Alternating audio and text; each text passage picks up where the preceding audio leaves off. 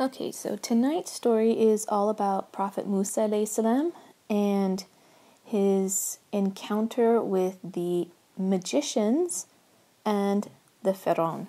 But before we can talk about that, we have to go back in time a little bit because we're going to be talking about a part of his life and his story that happened after he becomes a prophet and after he's been married for many years and he was a shepherd for many years.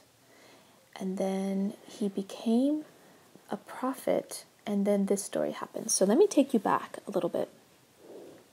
If you remember the last time we talked about Prophet Musa alayhi salam, he was a baby. No. No? We talked about Prophet Musa when, and the dream, I forgot his name, but... Oh, al-Khidr. Yeah, I forgot about that. You are correct. That actually happens much later than the story that we're going to say now. I forgot about that part. When he journeys with al-Khidr, that is after he's been a prophet for a while. He's been a prophet for a while? When he goes with al-Khidr, yes. But before that, he was a baby who was discovered in a basket, and Queen Asya saved him and raised him along with his mother. And then, when he was older, he had to flee Egypt. Something happened. He had gotten into a fight with a person and had accidentally killed him? Yeah, struck him a blow so fatal, or so hard that it was fatal. Why did he do that, though? Well, what happened was he was trying to protect someone else.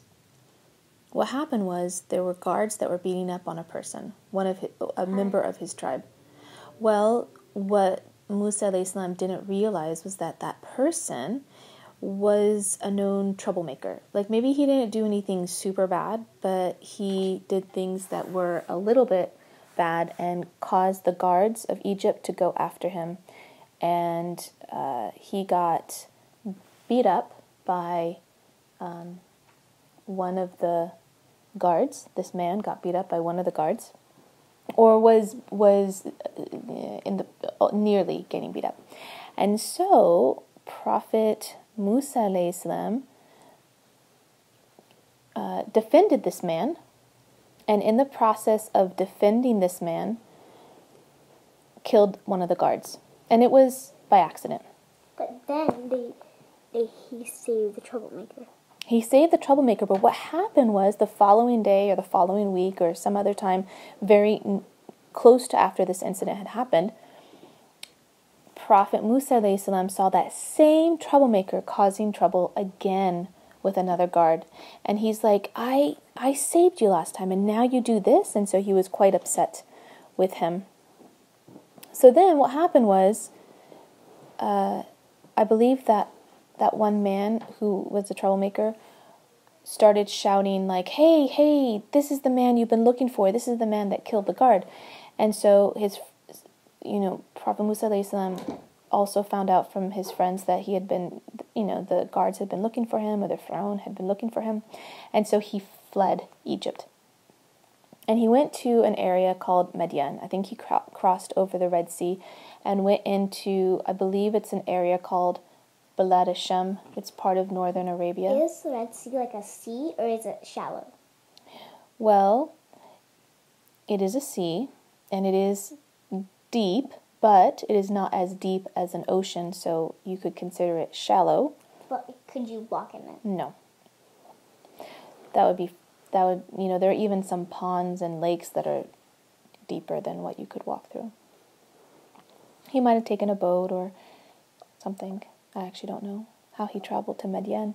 But when he got to Madian, he noticed that there were a couple of women who were trying to get their flock two women who were trying to get their flock to an area to let their sheep drink some water and go well. And all of these men were around and they couldn't push their way through because there was all these men. And so Musa alayhi salam just walked up and offered to help and just kind of made his way through.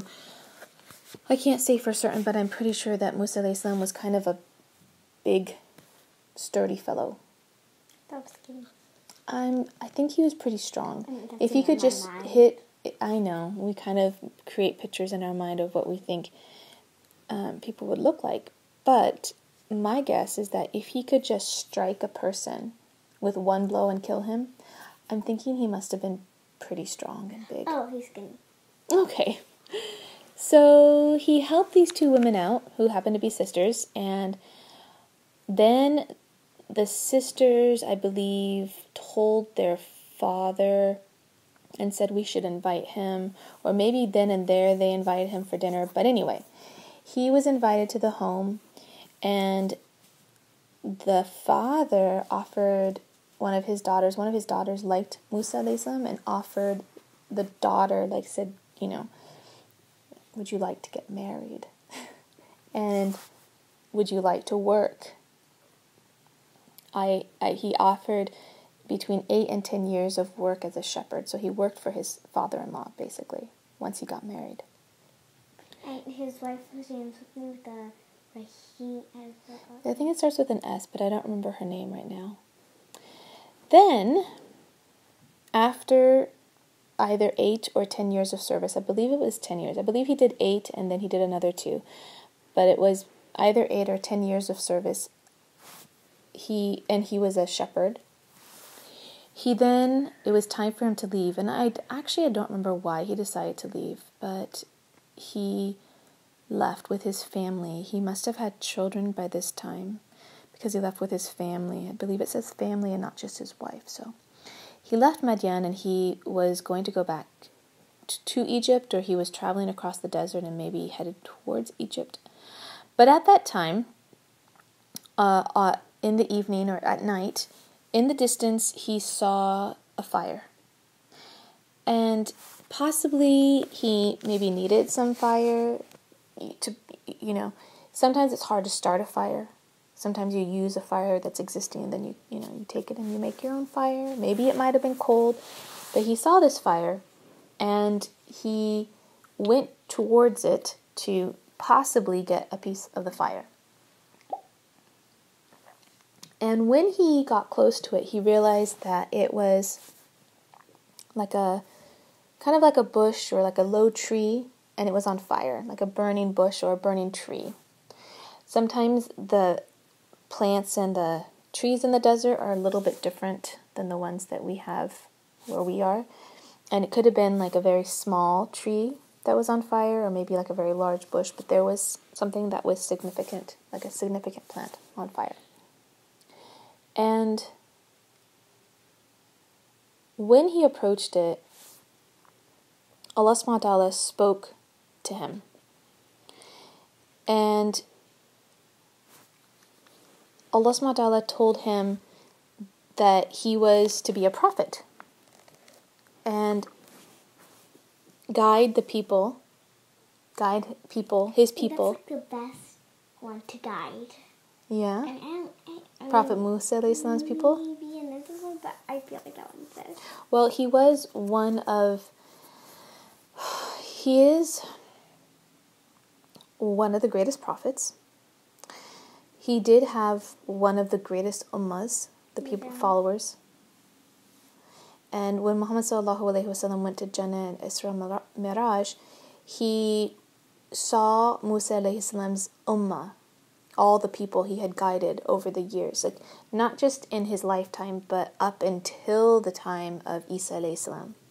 All the people who were guided to under Musa alayhi salam for all those hundreds or thousands of years. And Muhammad sallallahu alaihi wasallam at this point in his prophethood, when he went to Isra al-Miraj, or the night journey, he'd only been a prophet for about 11 years or so.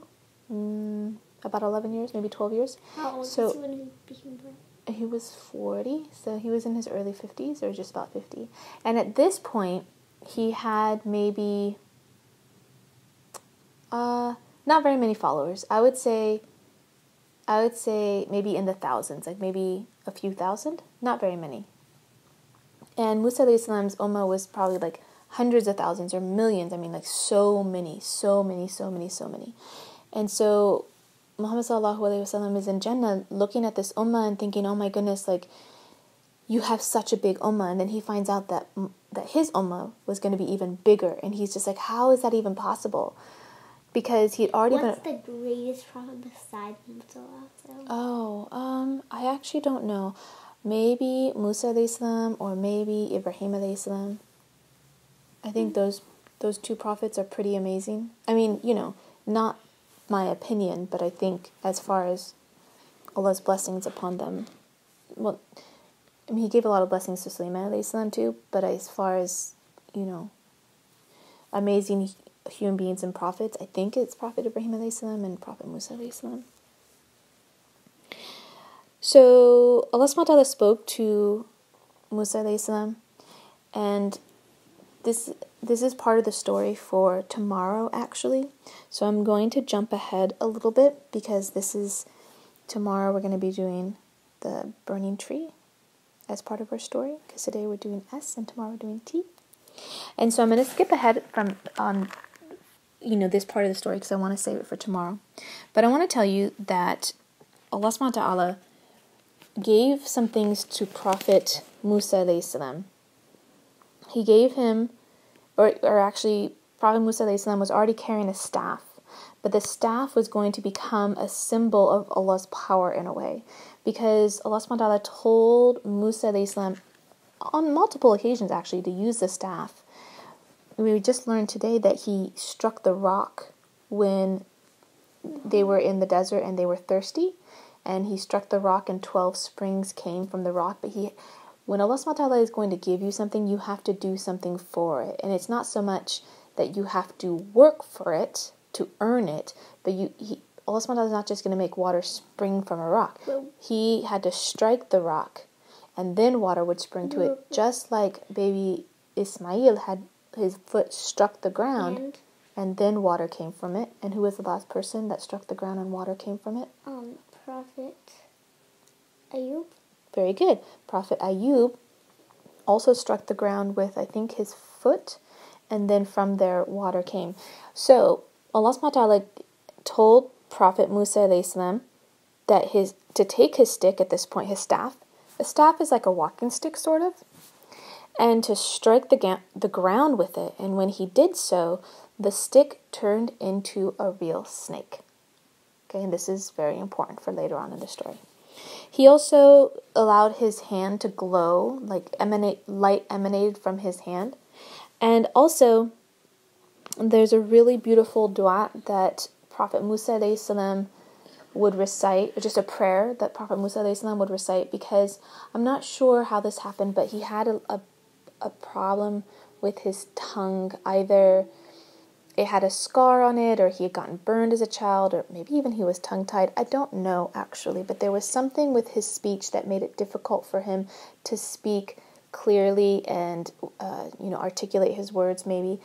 So there's a dua that he made often or before speaking to help him when he would speak. So Prophet Musa alayhi salam had two signs from Allah, his hand and his staff. He also asked that his brother assist him, because the task of going to the Pharaoh and telling him to abandon his evil ways. Yeah. Well, actually, this is even worse with the Pharaoh of Egypt did. What was even worse than worshipping idols, and I don't know if it's worse than worshipping idols, to be honest, but what was horrendous was that the Pharaoh believed that did he believe it? Did he believe he was a god? He made the people worship him. He believed that he was a god or appointed by God or a god on earth, and made the people worship him. Did he actually think that? Okay, so that's a really good question. I don't know if he actually thought it, because as a human being, you really know what your limitations are, don't you? And you can't create things. You can certainly destroy things, and I'm sure the Pharaoh would take people's lives, and that would make him feel like a god, but certainly not godly. and he did make the slaves build magnificent palaces. But the point is, he was in his mind a god on earth and made the people worship him. And yes, they had other gods that they worshipped too, the Egyptian gods, and they did have idols to represent those gods, and they probably had offerings and celebrations. They had a lot of celebrations and holidays for those different gods, and different traditions, like when they would mummify, they would make the people mummies when they died. The mummification process, that was also It's kind of interesting. It's kind of interesting, I agree. Okay, so... But I don't think it's interesting getting stolen. The Egyptians hided them and then people stole them. Yes, they did. That is correct. People did steal a lot of those artifacts. Okay. So he had his two signs ready to go, his hand and his staff. He'd asked for his brother to, that Allah subhanahu wa ta'ala appoint his brother as a helper. And he also asked for his speech to be clear because of the problem with his tongue. Like, I think it was burned when he was younger. Tongue-tied, though? Well, tongue-tied is when your tongue doesn't have the right kind of movement that it should have. You can speak, it could be difficult. It's tied down a little bit. Your whole tongue is an interesting muscle. But I think Musa alayhi salam's tongue had been burned. Gosh, that must have been such a bad burn for him to have trouble speaking. Okay, so now he has Harun alayhi salam, his brother, and a prophet, and his signs, and he's prayed to Allah to make his tongue quick and smooth, and now he's on his way to Egypt. My guess is that I would imagine that I would be pretty frightened, because let me explain something. Maybe not frightened. Maybe what would be going through my mind if all of a sudden you as a person, not as a superhero, but as a person, as a prophet, had to go up against, like, at the time, the biggest, most powerful nation ever. It's hard to imagine that, because sometimes when I think about the desert and tribes, I think not very technologically advanced, not big, not powerful, but this was pretty significant in that part of the world. And he's coming with just one person. It's not like he's coming with an army. It's not like he's coming with even bodyguards. He's coming by himself with his brother. All right, so now he's made it into Egypt, and he's going to go speak to the Pharaoh. We're going to say no, but like all people always said no. Yes. But Prophet Sulaiman didn't really have one to talk to. Well, he had the Queen of Saba, but she kind of, it was only one person. So the thing is that there are unique challenges for each prophet. And Musa had a tremendous challenge. But also Allah subhanahu wa ta'ala equipped him and prepared him, and also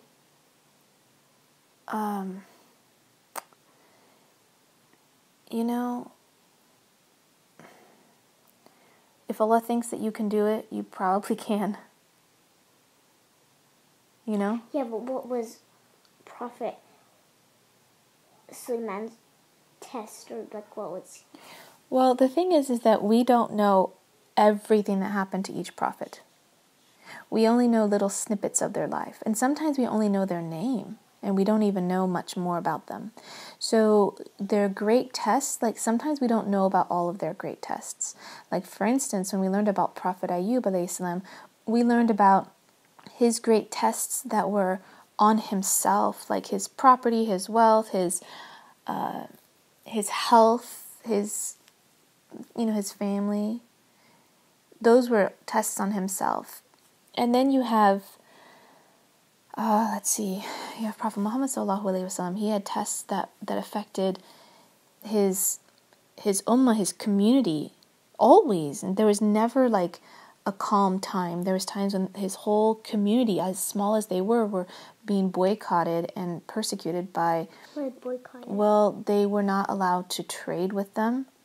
And if they did, and you think, well, what's the big deal? You can't trade. It's like trying to go to Trader Joe's and buying like some milk or something, or some bread. And Trader Joe's saying, no, we're going to charge you $45 for this loaf of bread. You're like, $45? That's ridiculous. It's only supposed to cost like $2.50. And they're like, no, so that's that kind of a boycott means, well, it's not exactly like a boycott, but it's like, we're not going to trade with you. And then if you can't go to the grocery store. Also, that time when the Quraysh lived in that one place, and then the Prophet Muhammad sallallahu alaihi wasallam could only go there for Hajj. Yes, you remember those other things. That was in the Sirah. Yeah, so a boycott really means that you're not going to be allowed to trade or interact with the people, which means you're not going to be able to buy anything. They're evil and good. Why would they anyway? Well, because you still need to eat, and if you're not producing all your own food, then you're going to need to trade. And they were forbidden from trading with the Muslims at the time. So each prophet is going to have unique challenges. Prophet Musa alayhi salam, when he arrived in Egypt, did not want to waste any time. He went straight to the Pharaoh's palace and sought an audience with the Pharaoh. And once he was in his presence, the Pharaoh, recognized Prophet Musa alayhi salam. It had been about maybe 10 years or so. So he saw that he had grown up into a man. And also he noticed that he had become quite wise and articulate. And he was pretty much surprised when he heard the words come out of Prophet Musa alayhi salam's mouth. Because Prophet Musa alayhi salam said that they had been sent, he and his brother, we have been sent by our Lord, by your Lord, the Lord of all worlds. And this is important, not just by our Lord, but your Lord, the Lord of all worlds, the Creator, the single God of all worlds. Not just of this world, but of everything. Like Jupiter, Mars, but there are no people living on them. Maybe that's Mars. Just in our solar system. And it's hard to imagine because you can't even see all the stars when you go outside at night. And sometimes a cluster... so big, but they seem tiny. But well, because they're so far away. But you know what? Sometimes when you're looking at a single star, if you look at it through a very powerful telescope, you'll actually find that it's not just one star. It's a whole cluster of stars or a whole galaxy. It's incredible how big and vast the universe is. But that's not all. There's the universe. Then there are the heavens. And then there is hellfire. So there's 7 heavens. Correct. So Prophet Musa alayhi salam said, I'm here. I've been sent by the Lord of all worlds. And he told the Pharaoh, you have rebelled against Allah subhanahu wa ta'ala. And you had better seek his mercy now. And Prophet Musa is saying, I will guide you to your Lord, Allah, and show you the straight path. And because it's like he's a single person going into probably the greatest, most powerful man, most powerful ruler in all of that area, of all of that time. Ancient Egypt was probably like the most powerful nation at the time. He's coming in as one person saying, hey, you have transgressed. You better seek Allah subhanahu wa ta'ala's mercy. I can show you the way to the straight path. You need to worship Allah subhanahu wa ta'ala. Oh, and by the way, let the children of Israel go with us and do not make them suffer anymore because they were slaves. The Pharaoh, naturally laughed. Like, who are you? What do you think you're doing? Didn't we raise you when you were little? He said. Didn't we care for you when you were young? He demanded. Didn't we make a home for you in this palace? He was a slave child, a slave baby. And not only that, he was supposed to be killed. It was in a year that he was supposed to be killed. Didn't we save you? Didn't we raise you? Didn't we put you in the lap of luxury and you come back and you say this to us? How disrespectful. How ungrateful. We let you live here for years. The Pharaoh was, he was too powerful to really be fully offended, in my opinion. I feel like he was slightly amused and kind of confused. Like, who do you think you are? This is kind of silly. So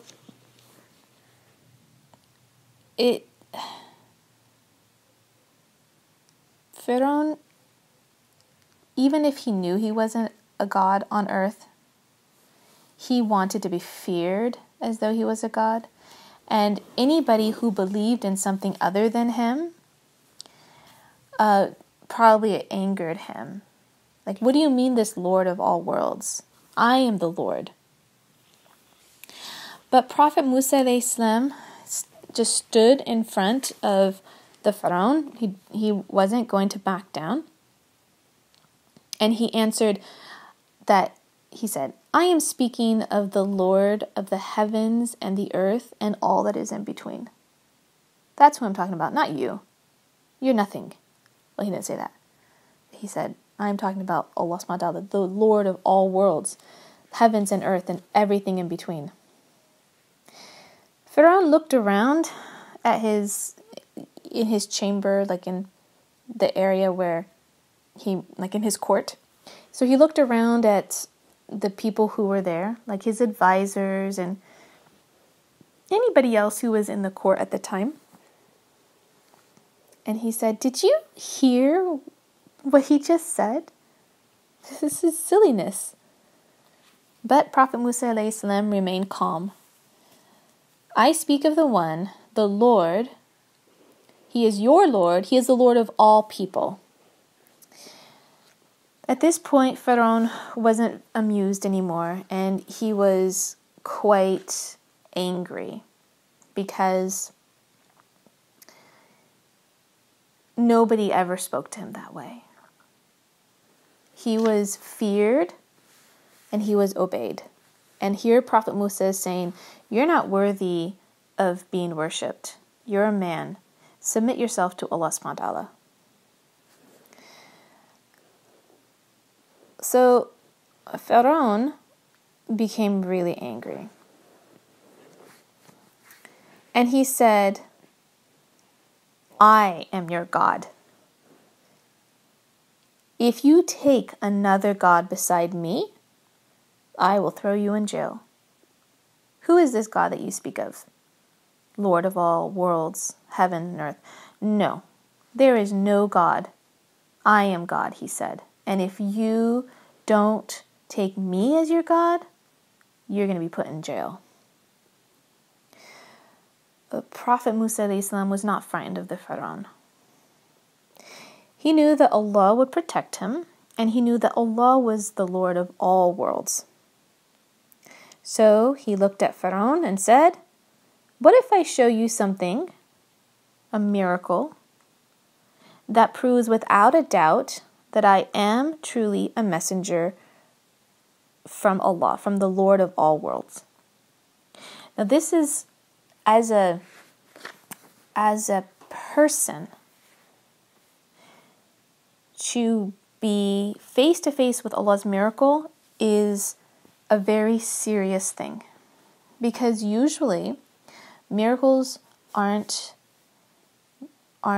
performed or aren't done until the very end. First the Prophet will remind and warn the people, you've gotten off the straight path. You used to worship only one God, only Allah, and now you're worshiping all these idols. let me remind you to get back on the straight path. And maybe there were some evidences that the prophets would have.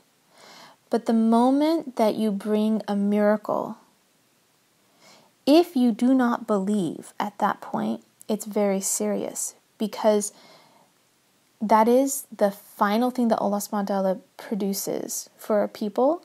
And then if they do not believe, then there comes a great punishment. And they are then very accountable for their actions, even if a great punishment doesn't come, because they clearly saw and they covered the truth. They clearly knew and they rejected. So it's very serious. So just the way Allah subhanahu wa ta'ala had instructed Prophet Musa alayhi salam to do, Prophet Musa threw down his staff, his stick. And right then and there, to everyone's amazement, it turned into... the show? Not yet. It turned into a snake. And the people could hardly believe their eyes. The people in the court could hardly believe their eyes. They stepped back in fear. Like, oh my goodness, there's a snake in here. And it might have been quite large. I think even if we saw a small snake, we see them sometimes on the trail, small snakes. Have you seen one? No, we saw we saw a big one, a rattlesnake. We did see a big rattlesnake. That was pretty frightening, actually. So, this probably was a larger snake than a rattlesnake. So people were frightened when they saw the snake. But then after that, Prophet Musa alayhi salam took his hand out from his clothing, like his robe, and he raised it above his head, and it shone with light, and it just was dazzling and shining with brilliance. And nobody had ever seen something like that before. And it doesn't seem like a spectacular miracle, to be honest. The she-camel was, I think. Yeah, the she-camel appearing out of the mountain was pretty spectacular. So there must have been something fairly significant about his hand glowing.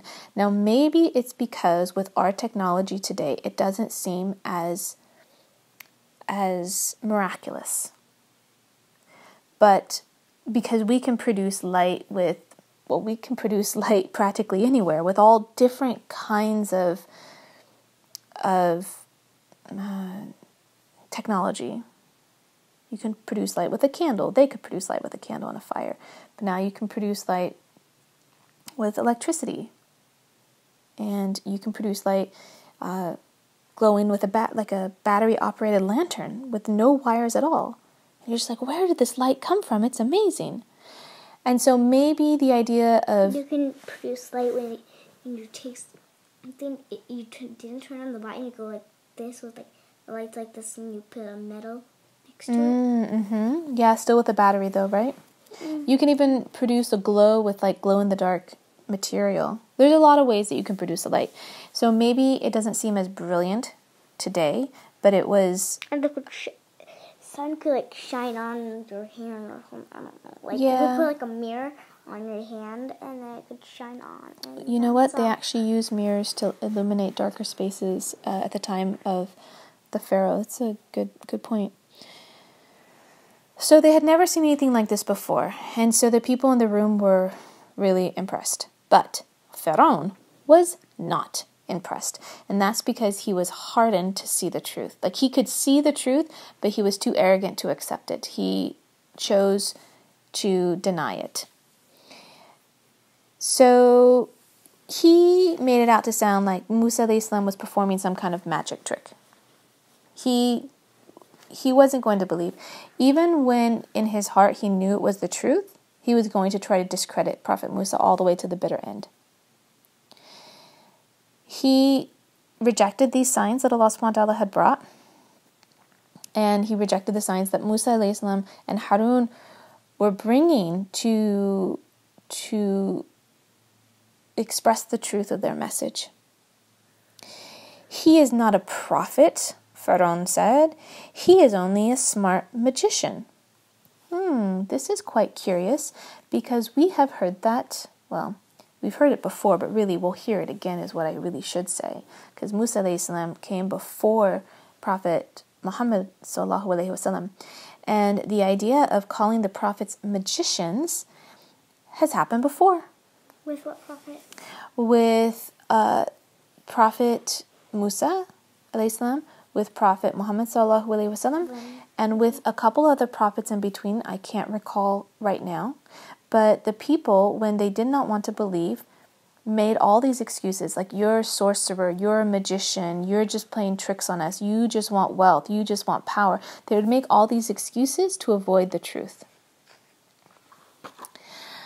So, Pharaoh, when he saw all of his chiefs, like the important people, when he saw that all of his chiefs saw the miracles of Allah subhanahu wa ta'ala, Pharaoh was afraid that the people might follow Prophet Musa and Prophet Harun alayhi salam, and more so rise up against the Pharaoh, because he could tell that the people in the room were intrigued, and some of them believed Prophet Musa alayhi salam. So the chiefs warned Pharaoh, Musa wants to take over your kingdom. And in reality, Musa alayhi salam did not want to take over the kingdom. He wanted to free his people. So the chiefs, the counselors, the advisors said, something has to be done. And so Pharaoh asked, what should we do? And they said, remove them from the palace, and we need to not tell them our plan. We're going to set up a plan, but don't tell them what it is. And we will send men all over the land, and we will get the best magicians to challenge Musa. This is really significant because each prophet is brought with evidence and miracles that are going to be relevant and significant for the people of that time. So at that time, magicians were the thing. And at the time of Muhammad sallallahu alaihi wasallam, poetry was the thing. What's poetry? It's when you write verses or lines, and there is structure to how the words are written, and it becomes beautiful to listen to because it might have rhyming words. Like we did a few poems.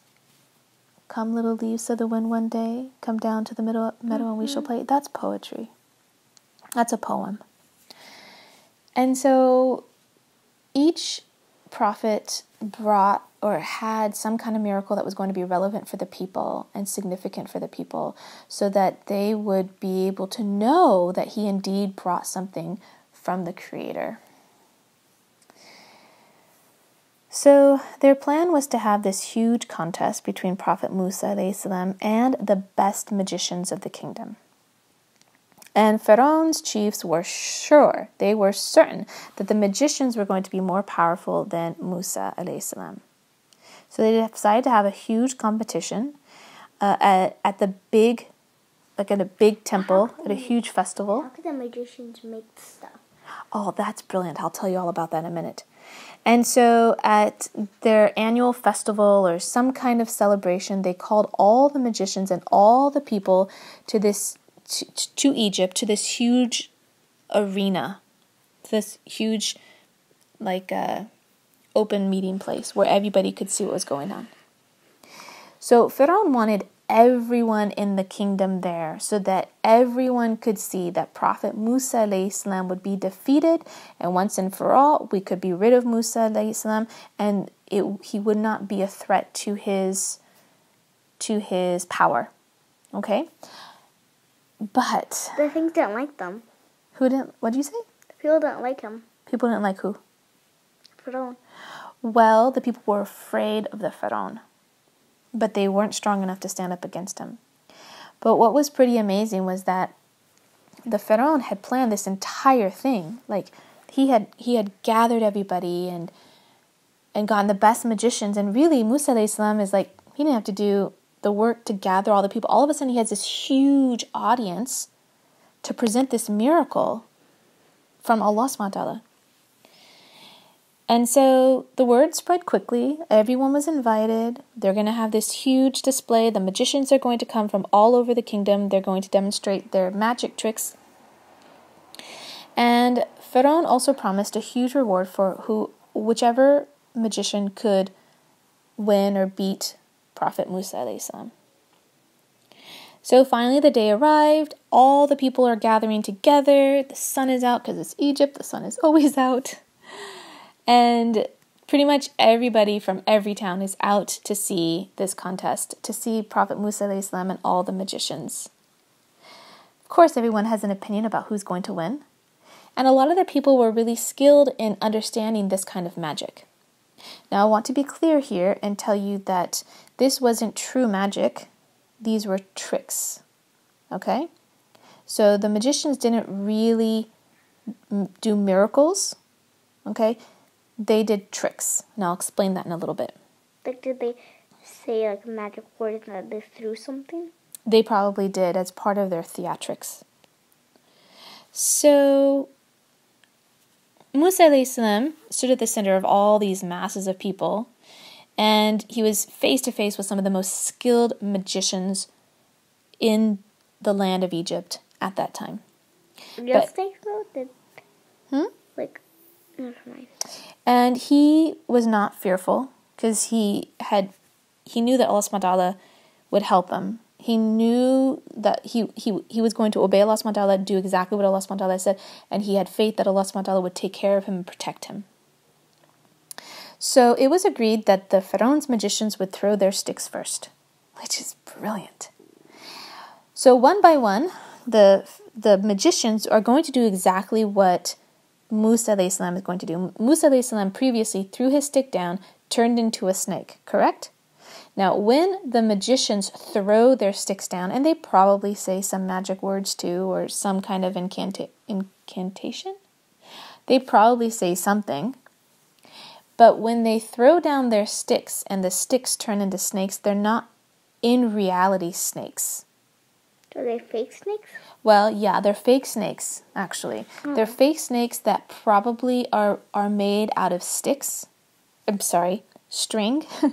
They're probably made out of string or rope in some way. And because we haven't really gone to see any kind of magicians, it's hard for me to explain this. But it's called sleight of hand. Sleight of hand is when... Has anybody ever pulled a quarter out of your ear? Okay. Oh, yeah. Not really. But you kind of know that trick where they're concealing a coin in their hand, but then they pull it out of your ear and you're like, how did that get in there? What did they do? So that's what the magicians were able to do. They were able to, by sleight of hand, make it appear as though the stick had turned into a snake. Maybe the staff to begin with was ropes that were coiled tightly together, and maybe they pulled a string and then the staff turned it was a snake, but something was covered up, and then when it threw it got knocked off, and then sure, that could be a clear rope. I don't know. Maybe so. Maybe that was one of the magician's tricks. But one by one, each of these magicians threw down their staffs. Their staffs turned into snakes. They were not real. They were not real snakes. They were just magic tricks. And the crowd just roared with excitement because for them, when you see a magic trick, even though you know like that a quarter wasn't in your ear, right?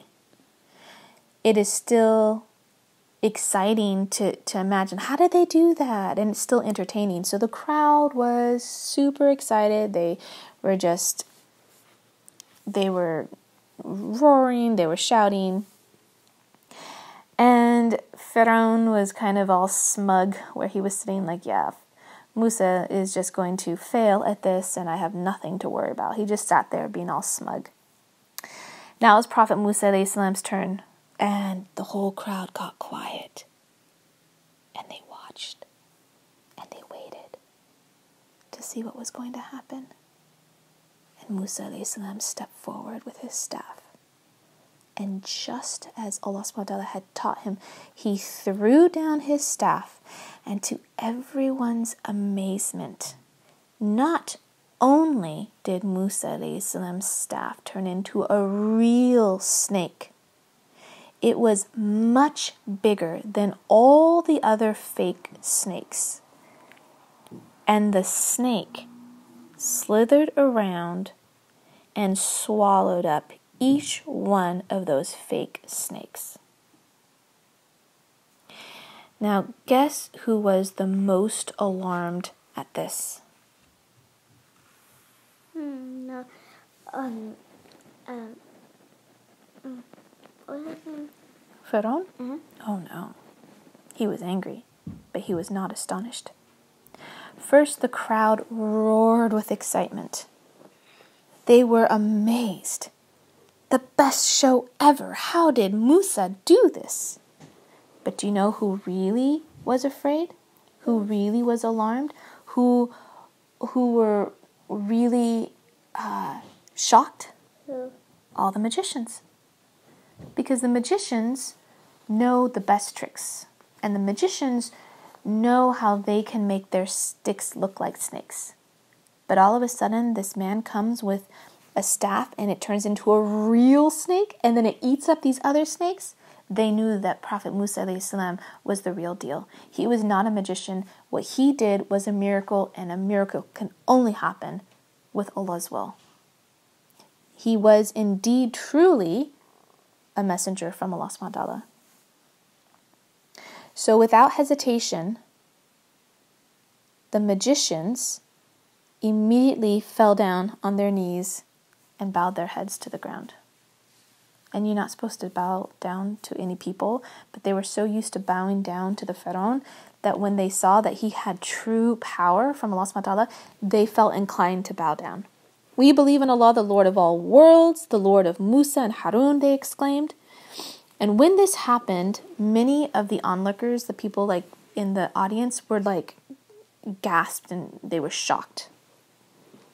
Pharaoh became so angry because what he had intended was to discredit Musa alayhi salam. What he had intended was that Musa would be laughed at and his best magicians would beat Musa alayhi salam, and then nobody would follow Musa and his kingdom would be saved. And here he was, not just he didn't need all the people to bow down to Musa. He didn't need all the people to believe in Musa. The most important people in the whole entire kingdom believed in Musa alayhi salam, which means all the other people are going to follow too. It says, you know how movies always the good guys win. This is not a movie, and still all the good guys always win. Yes, you are correct. I think that sometimes the movies get ideas from real life. So Pharaoh became very angry. Oh, he was furious when he began to speak. He rose from his throne and was just probably turning red with anger. How dare you believe in the Lord of Musa and Harun before I give you permission to? He demanded. I will cut off your hands and your feet, and I will hang you from a cross where you will die. He was speaking to the magicians. The magicians were not afraid of Pharaoh's threats because they knew that Pharaoh was a person, but that Musa and Harun's God was the God of all worlds, was the Lord of all worlds. We believe in our Lord. Do not hurt us just because we believe. Would you harm us just because we say we believe in his signs? The magicians are saying.